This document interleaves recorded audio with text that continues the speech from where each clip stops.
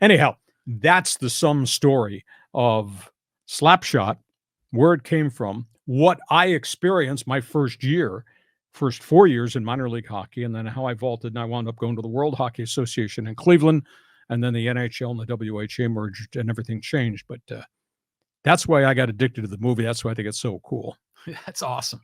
So you say like 95% of the movie is real. I mean, it happened in real life. I mean, what's the other 5%? Would they do some theatrical extra stuff? Yeah, it had little Hollywood trappings. Like, I don't think the Carlson brothers went to the team hotel with race cars in their suitcase, and they played race cars in the hotel room. But the stuff with bars and babes and women and fights, all that stuff is true. Well, there was probably groupies too. Oh, some of these. Think? So you're talking about wives and girlfriends, but there's a whole other category. You know. So it's really interesting. I think back now, and I've still got some friends that I communicate with who were in minor league hockey when I was, and we laugh and tell stories about it now. It was so hard. That was the most stunning thing to me was, like I said, I woke up in the middle of the night on one bus trip and said, "This is how Howard Cosell started his career." Howard Cosell. So, but it was fun. I mean, on the Iron Lung. Yeah, my most exciting thing when I got to the World Hockey Association is I got to broadcast from Maple Leaf Gardens. That's cool. Historic gondola. And I walked around that building. This is the old Maple Leaf Gardens, and it's like a museum. I mean, they have pictures of all decades of players and action shots and team photos.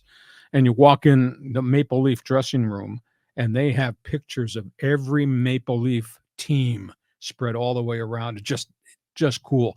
And I got to go to the Montreal Forum, which was like going to heaven because it's Les Canadiens. Yeah. You know, the Bleu Blanc Rouge, the Flying Frenchman, and to walk around the old Montreal Forum. And I went to Quebec City, where I think I was the only one in the building that spoke English.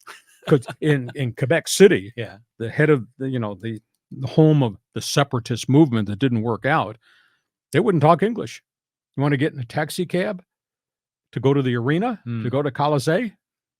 No parle anglais. Well, come on, you do speak English. No parle anglais. So I had to use my fractured high school French to tell them where I needed to go. And it's driving me crazy because the public address announcer would make all these announcements about goals, assists, penalties, and all that in French. And I'm on the air trying to do a broadcast, trying to figure out, because we did a one-man broadcast, what's he saying? So, and then to go out west, I'd never been to Western Canada. I fell in love with Western Canada, and I went to Edmonton, I went to Calgary, I went to Winnipeg. And Winnipeg's radio booth was at center ice, way at the top of the building. I had to walk along a catwalk. Really? And I'm not real good at heights, and I'm holding on my equipment and my bags, and I'm holding on this catwalk, and then you step down and you're in the radio booth, but you're right over the ice. And to see Bobby Hull and all the great Winnipeg Jet players was just fascinating. So cool experience. We all come from somewhere, and part of my somewhere was minor league hockey.